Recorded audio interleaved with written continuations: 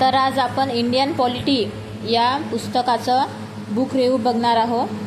तर हे जे इंडियन पॉलिटी एम लक्ष्मीकांत यांच्या लिखित जे पुस्तक आहे ते आपण मराठीमध्ये याचा अनुवाद बघणार आहोत आणि हा अनुवाद मॅग्रो हिल प्रकाशनाने केलेला आहे। तर सर्वप्रथम आपण अनुक्रमणिका बघूया। अनुक्रमणिकेमध्ये आपल्याला दिसणार आहे ऐतिहासिक पार्श्वभूमी, कंपनी सरकारी राजवट, राज्यघटना निर्मिती। तर राज्यघटना निर्मितीमध्ये आपल्याला संविधान सभेची मागणी, संविधान सभेची रचना, त्याचं कामकाज, समित्या अशा प्रकारे इथे बघावयास मिळते। नंतर राज्यघटनेचा अर्थ, कार्य, गुणवैशिष्ट्ये, घटनावाद म्हणजे काय, राज्यघटनेची ठळक वैशिष्ट्ये, भारतीय राज्यघटनेची उद्देशपत्रिका, राज्यांचा संघ आणि त्याचे राज्यक्षेत्र, नागरिकत्व, मूलभूत हक्क, तसेच संसद, उपराष्ट्रपती, पंतप्रधान, केंद्र शासन, केंद्रीय मंत्रिमंडळ।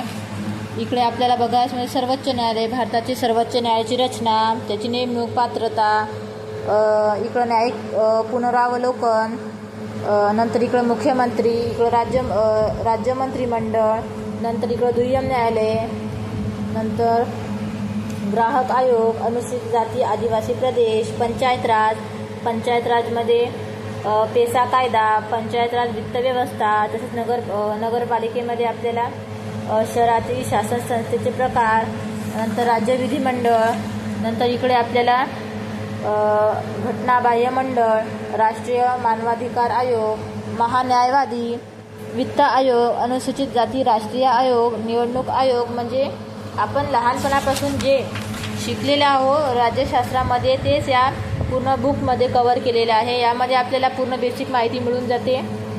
राज्यघटना म्हणजे काय यापासून ते राज्यघटनेमध्ये कशाचा समावेश होतो हे सर्व या बुकमध्ये दिलेलं आहे। तर आता मी अनुक्रमणिका तर सांगितली तुम्हाला, पण आता एक गोष्ट आहे की ती म्हणजे आता आपण या बुकमधले जे पण काही घटक आहेत त्या घटकाचं विश्लेषणात्मक आपण अभ्यास करूया। तर 2-3 दिवसामध्ये मी यावर व्हिडिओ बनवणारच। तर आपण एक जसं राज्यघटनाची निर्मिती कशी जाई हा आपण एक टॉपिक बघूया।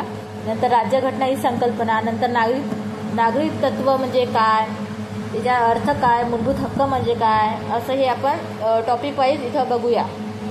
तर आता यामध्ये आपल्याला ऐतिहासिक पार्श्वभूमी बघायला मिळते। आता म्हणजे हे जे इंडियन पॉलिटिक्सचं बुक आहे हे खूप मोठं आहे। तर बघा, ज्याला राज्यशास्त्र विषय हा सोपा गेलेला असणार, ज्याचं समजा BA असणार त्या व्यक्तीला समजा हे विषय असला तर काही हे नाही आहे, म्हणजे कसं ते सोपं जाते। आणि ज्या व्यक्तीचा राज्यशास्त्र विषय नव्हता आतापर्यंत तर त्यांना थोडंसं समजायसाठी कठीण जाते। तर मला पॉलिटिकल सायन्समध्ये खूप इंटरेस्ट आहे। तर आपण याच्यावर आता एक टॉपिक वाईज जे आहे ते लेक्चर करूया आणि लेक्चरमध्ये तुमचा प्रत्येक मुद्दा आपण क्लिअर करूया। ते पण म्हणजे आपण इथं माहिती देऊया चार्टद्वारे। आपण इथं आता शोषणाविरुद्धचा हक्क वगैरे यामध्ये आहे। तर पूर्ण एक टॉपिक आपण कव्हर करूया। तर धन्यवाद। तुम्हाला कसा वाटला हा बुक रिव्ह्यू नक्की कमेंटमध्ये सांगा। आणि या बुकची प्राईस तर आहे तशी 825 रुपये आहे, पण आपल्याला फ्लिपकार्ट, ॲमेझॉनवर 650 रुपयामध्ये हे बुक मिळून जाते। तर बघा, MPSC करणाऱ्यांसाठी हे